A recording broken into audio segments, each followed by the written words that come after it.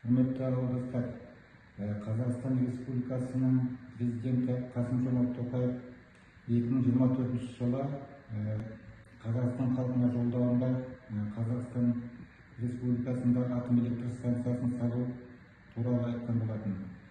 Одан кейін 6 қазанда референдум өткізу туралы жарлыққа қол қойды.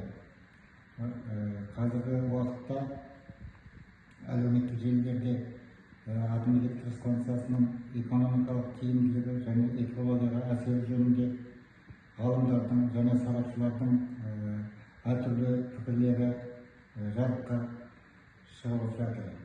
Енді ол пікірлерменен Қазақстан халқы, осы ауыл тұрғындары бәрі таныс деп ойлаймын. Ертең 6 қазан күні болатын референдумға бір кісідей қатысып өздеріңіздің